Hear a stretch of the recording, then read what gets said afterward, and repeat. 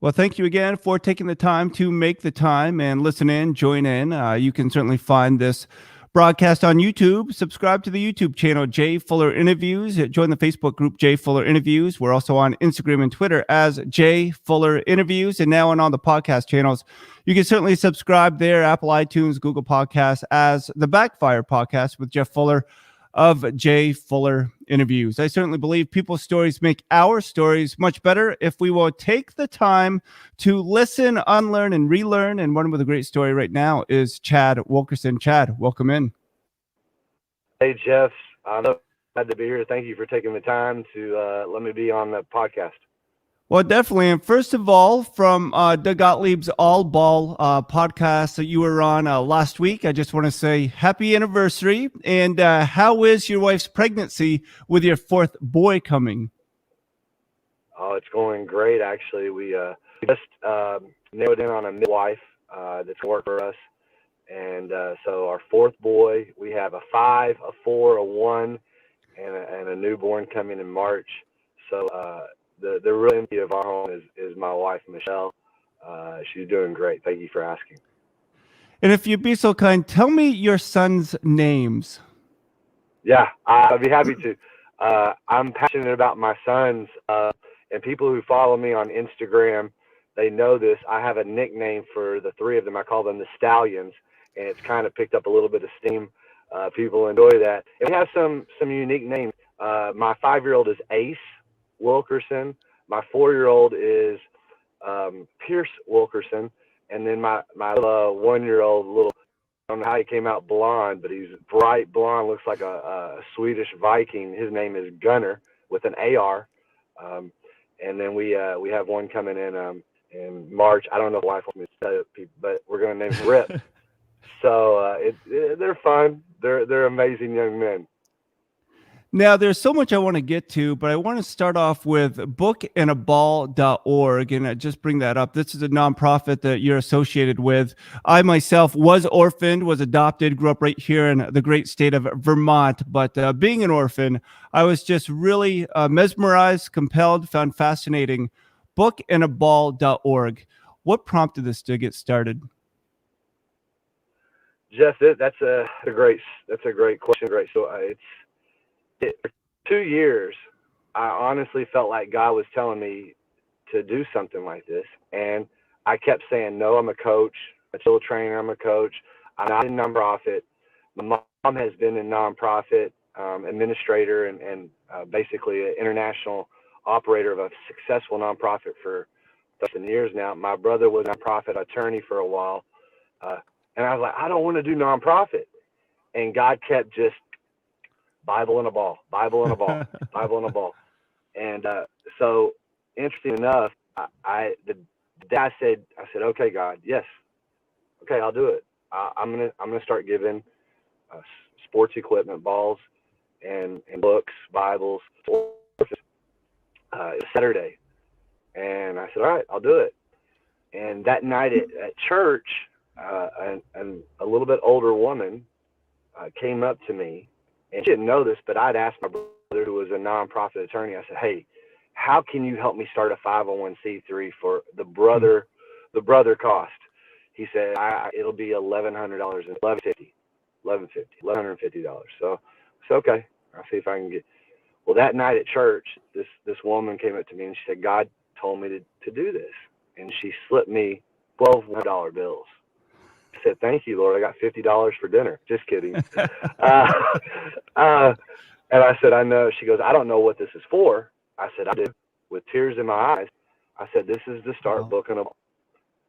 And so that night it started, and we've been giving books and balls to orphans for the last 4 years. Oh, that's amazing. And I do have to admit, and I'm a pastor and grew up in a church, and we did some missions work, and I always thought a basketball would be the most appropriate, but it seemed as though they wanted more soccer balls than basketballs. Did that break your heart? No, I grew up playing soccer. I'm a huge English Premier League fan. I watch a ton of soccer. And so we do give out way more soccer balls than we do basketballs. And we do it basically just what's appropriate to the region and what our teams are asking for. And most of the time the teams are saying, hey, can you please send us soccer balls? And so we've sent thousands of soccer balls. But I'm also happy to say that there's parts of the world, like the Philippines and different places, that basketball is the #1 sport. And so we've been able to send basketballs to them. And a lot of local outreaches that we've done domestically, we've done basketballs. And of course, basketball is my A1 sport. So I enjoy seeing a young boy's or young girl's face light up when they hold up a bat. But it's the same with the soccer ball. I mean, it's Well, I loved how you shared. I loved how you shared on the All Ball podcast with Doug Gottlieb. And it's amazing to me how many guests that Doug has on that has some sort of faith background. And I keep praying for Doug. He graciously joined me. And I just think it's a great opportunity. But something that you mentioned for those kids that receive what we would call a cheap ball, an inexpensive ball, not a name brand, full grain leather. As you shared before, it just means the world to them. Can you just share a little bit about that joy that you've been able to experience? Yes, it's amazing. I could tell you several stories. I'm reminded of one that happened in Uganda, where it was an all-girls school. These girls had been orphaned, and there was about 300 of them. And the team that we had there was ministering to these girls through different projects. They were doing reading time and educational things, and then it became time for recreation time, and so they went out to this dirt field, and one of the leaders of the team pulled out one of our Book and a Ball soccer balls. It was a $7 soccer ball, and he pulled it out, and here's 300 girls. He pulled it out and lifted it above his head, and they all started cheering and celebrating and jumping up and down. 300 girls jumping up and down around this this leader of the team, holding up the soccer ball. And then he was able to give each one of them their very own. And it's like, it's so simple. But here's the cool thing about Book and a Ball is we're matching that joy of sport with the transformational Word of God. Wow. These books, they're called the Book of Hope. It's life-giving. It's life-giving to them, and it's just so exciting to be able to bless them with that. And it's actually one of the best parts of my career has been Book and a Ball. Oh, that's amazing. And again, we have Coach Wilkerson. You can find that Coach Wilkerson 4 on Twitter and Instagram, Coach Wilkerson 4. And so I just want to ask you, because All Ball with Doug Gottlieb is about basketball, about your journey. So first question, that I'm only 5'9" and 3/4, and I love basketball, but how tall did you end up? I'm 6'6". My dad was a high school coach, and he was smart enough to teach me guard skills because I was 6'6", 150 pounds when I went to college. So I wasn't gonna get layups in the post. So he taught me skill, shooting and dribbling, and I was able to have a long career because of that skill level. And I'm grateful for what basketball provided for me. Not only an education, a college education, and then as a career until I was 30, I played professionally. So it was quite a journey. Yeah, and I remember listening that you thought of going to Liberty, but you ended up going to ORU. Were you ever heartbroken the fact that you chose ORU instead of Liberty? Not at all. I had the most incredible experience at ORU, both on the court and off the court. And I tell kids all the time when they're choosing a college, it's important to weigh several factors. And one of the main factors for me in choosing ORU was faith-based. A university where I could get a Division I basketball experience. And there's not a lot of that out there. But the the fruit of that is the relationships I was able to build with my teammates, especially my teammates, 5 of whom have churches now and who are the most solid men of God and family guys. Not perfect. They're still dudes. But I'm talking about a brotherhood, a deep relationship, a brotherhood. I could name their names, and they're a text or a call away, and I got their back. They're brothers. And to get that at a university, I might have been able to get that at Liberty, I'm sure, at some level. But what I got at ORU, filled my tank. Lifelong friends. I'm so thankful I chose that. I would choose ORU again and again. And you had the opportunity to play under a tremendous coach at ORU. What did you know about Coach Self before you went? All I knew before I went to ORU to play for Coach Self was the recruiting. And I told a little bit about the recruiting story of how I was kind of like the 4th freshman they recruited that year. They brought in 4, and I was the 4th one. But what I didn't tell on Doug's podcast, I'll tell you a story. They were recruiting me, but it was real light. And Coach Self, I think he was a little iffy about me. And then he saw me play in the Great American Shootout, which was at that time was one of the largest AAU events held in Dallas, Texas. And I played for the #1 team, probably in Texas, definitely in Dallas. Kenyon Martin was on our team. We had about 10 Division I players, and I started on that team at the point guard, 6-point guard. And afterwards, Coach Self said, "I saw what I needed to see. We're going to recruit you a little heavier." So then I went to team camp at ORU with my high school team, and Coach Self came to several games there to watch me there on campus. And I had a little bit of an attitude. I was a little cocky. I talked back to the referee, and I remember Coach Self saying, "Hey, I want to talk to you after the game."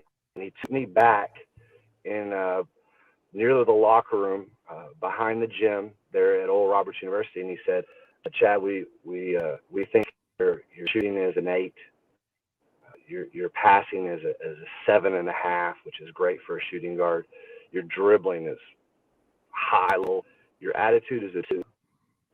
He said, "I can promise you 2 things if you come play for me at Oral Roberts."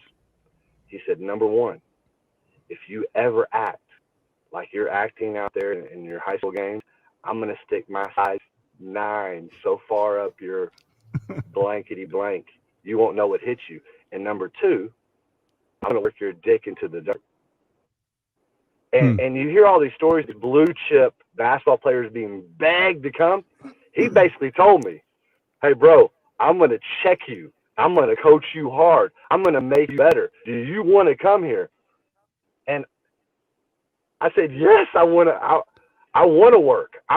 And so I'm so grateful to myself for that kind of honesty. I needed to check myself and my attitude. But also, I mean, listen, college basketball is work. Yeah. It's a job at the highest level, it's a job, man. And you got to be, you got to have some grit about you. And Coach Self was phenomenal at bringing out the mental and grit in individual players and collectively as a group. That's really cool. Yeah, and I just go back because your faith background, mine, some people would say Christians are soft. Now, we aren't supposed to be cocky, but how do you mix that being competitive with having the right attitude, but still being competitive and not backing down? I love that question. It's an incredible misnomer that Christians are soft. And I have examples from my college days of the young men on our team who were of the strongest age actually having the deep, like, toughness, the grit, the fortitude to push through. We're the young men with faith. And so I used to tell my players this, and I really believe this. It's so easy to say attributes of Jesus are mercy, grace, and love. But it's also true that Jesus was tough. Jesus had grit. Jesus was the toughest dude to ever walk on the face of the earth. So if I'm a follower of him, I have access to that kind of toughness, Yeah. to that kind of he's just, he's righteous, he's powerful, man. Jesus is powerful. And so those you can, and here's what I love to my players. As far as Jesus was merciful, he was also that way in justice and in righteous indignation. So we don't have to pick certain aspects of being a follower of Christ. We have access to all the attributes that Jesus has, and in my opinion, I can actually prove out with the careers of some of my teammates. The ones who were deep in faith, they excelled, they overachieved. Yeah. Well, I think that's very well said. And I just want to go now to Impact Hoops, impacthoops.co, so where you can find information. What led you to basketball training? Was that just because you love the sport so much, or you still wanted to invest in people's lives and using a piece of leather filled with air gave you that opportunity? I think that everyone's journey in their career, there's different seasons, and there's a season of ambition where I'm gonna go get it. And then I also think there's the season of contribution, and I really feel that I'm in a season of contribution where I want to be a lifelong learner and continue to grow in my knowledge of the game. But what God has blessed me with being around the Bill Self, the Kareem Abdul-Jabbars, the different high-level coaches in Europe that I played for, to receive that knowledge. Now I want to contribute and give back. And I'm focusing on young people, 5th through 12th graders, where I can really impart some of the things that I was blessed with to gain the knowledge of the game of basketball and contribute and give that back to them. And skill training is it's a growing need, and it's exciting to be a part and to see. It doesn't matter what level the young man or the young woman is on, to see that growth. That's fun.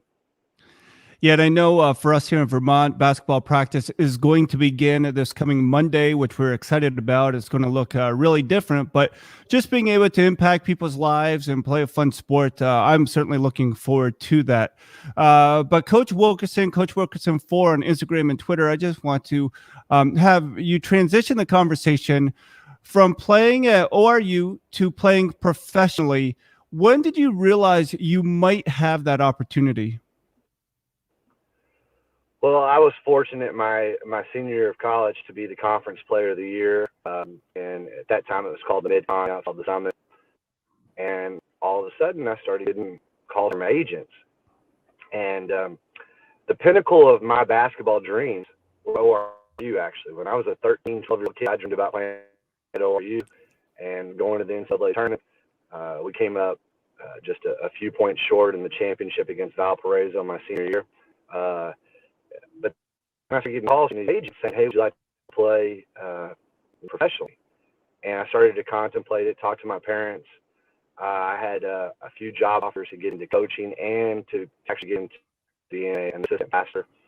But I actually went to Coach Self's office. He was at Tulsa University at that time, and I said, "Coach, what's your advice?" And play as long as you can. And so I kind of went on a journey.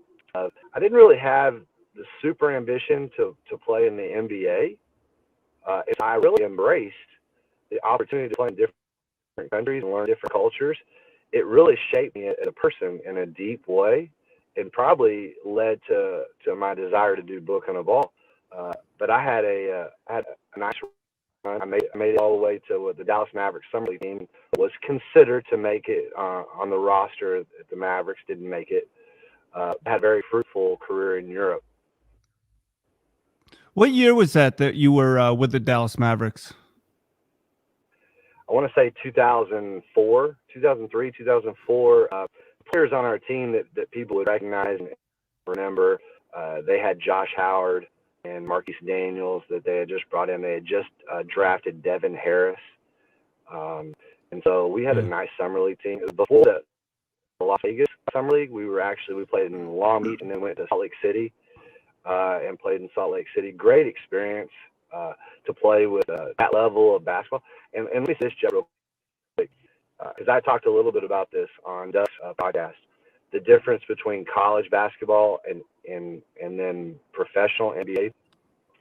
The best basketball that I ever was a part of was in the Mavericks practice gym in the summertime when maybe 4 or 6 of the Mavericks were still playing, and we had several pros from Rod Gregoire, who was making a ton of money in China, like real pros, pros. I remember we were playing pickup down in the practice gym, American Airlines, and it's kind of sunk down in the practice gym, and above are the offices with the glass windows. I remember looking up, and above in the offices was Dale Harris, Don Nelson Sr., Mark Cuban, their entire, Mavericks brain trust.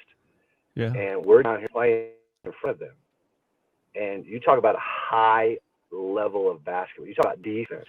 You talk about communicating with your teammates. I mean, and we're playing pickup. It's the best basketball I've ever played. It's the best basketball I've ever played, been a part of. I'm talking about high level basketball that was so much higher than what I played in Division I, actually. So that was a neat experience. And I've had the opportunity to interview a couple people that said nobody ever wants to find their way outside of the NBA, but they were grateful of the experiences of traveling around the world, playing overseas, internationally, that culture. For you, did that excite you, that opportunity to go overseas, or were you apprehensive to experience a different culture? A little bit of both. It's 23, getting on a plane, going to Budapest, Hungary. I get off you get off the last plane trip. I land there in Budapest. I walk out. I don't know who is picking me up. There's actually a guy speaks no English holding up a sign that says it's written Chad Wilkerson. I get into a little vehicle with him. He's just driving me around Budapest at some crazy speed, and then drops me off at a hotel and says, Coach will be here. Like, okay. And so there are a lot of unknowns early on, and but once I kind of embraced, and it was a God thing. Once I embraced the idea of immersing myself in the culture, I started doing things way different. It was about 3 months into my first experience. I started saying to my teammates, do you want to go eat that? Do you want to go to McDonald's? No. Where do you eat? Oh, we eat this little Hungarian corner bakery. Well, let me try it. And then to be open to the foods, the culture, the people, I was so blessed because at an early age, my parents taught me that the journey and building relationships are where the gold is. And I have friends in Portugal, Hungary, Turkey, England, all over the world because of the game of basketball. It's really neat.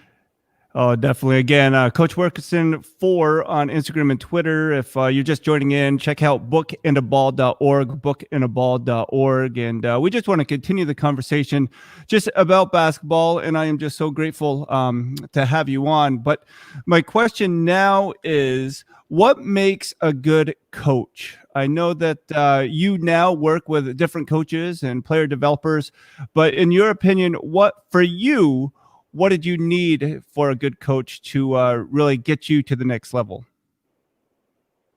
That's a great question, and that's I think as I've seen coaches who do it at a very high level consistently.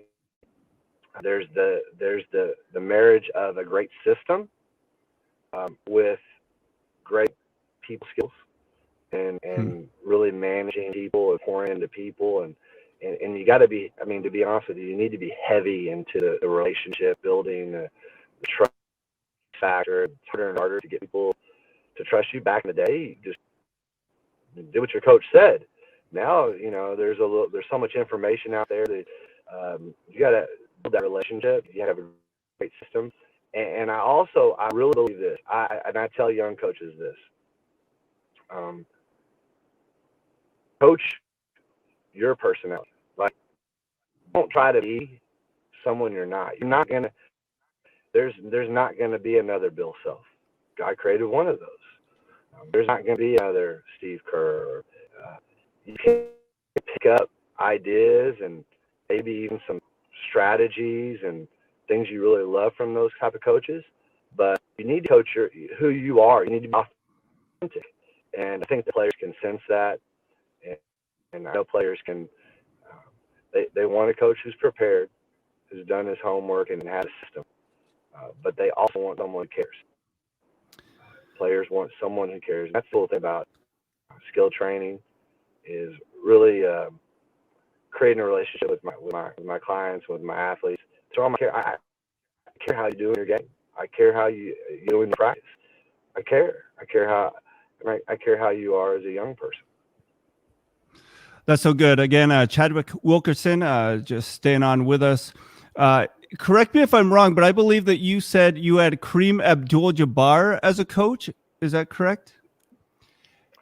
Yeah, it was a USBL, and that was a league that when we play overseas, you come back home, and there was a league in the USBL from, I want to say, late April, May, June, and July. The championships were in July, so a lot of us played professionally overseas. We'd come home, and to make just a little extra money, we'd play in the USBL, and it was an incredible league. There was teams in New York, Florida, Kansas, Oklahoma. I played for the Oklahoma Storm. We won the World Championships. Kareem Abdul-Jabbar was our coach. The next year, I played for the Texas Rimrockers, and then halfway through the season, I left them, and this is kind of a funny story. I went up to New York to play for the Adirondack Wildcats, and I replaced none other than Terrell Owens, the wide receiver, who was trying his hand at minor league basketball. And in the first game I played with the Adirondack Wildcats, I was the 2 guard. We played the Florida team, who was owned by Roy Jones Jr., Wow, the boxer, trying his hand at minor league basketball. And so I was actually guarding Roy Jones Jr., replacing. I mean, it was wild. We had incredible coaches. Daryl Dawkins coached the Pennsylvania Valley Dogs. Kareem Abdul-Jabbar coached the Oklahoma Storm. Cliff Levingston coached in Kansas. Robert Reed coached the Texas Rimrockers. We had all these NBA legends coaching in the league. We played with the red, white, and blue rock basketball. Yeah. It was incredible experience. What is it about basketball that you think makes it such a great sport? Oh, that's a great question, Jeff. There's a couple things that, to me, made it a great sport. The team aspect is the synergy it requires, and you can see it. When you see a team like the Miami Heat last year make that run, it wasn't just their play was off the charts, but you could feel the spirit of the bench, the players, the coaches. They started to have synergy, a cohesiveness, a belief that kind of transcended their level, and they overachieved and made it to the finals. And it's that aspect of basketball when you see the synergy of the team aspect. And then what I like about basketball is it's a pleasing game to the eye. There's a lot of scoring. There's a lot of movement. There's speed to it. I love fast basketball. I'm attracted to teams that play with pace, and the game is getting faster and faster as we watch it. But it's a beautiful game. When played correctly with player movement, ball movement, it's very pleasing to the eye. It's exciting.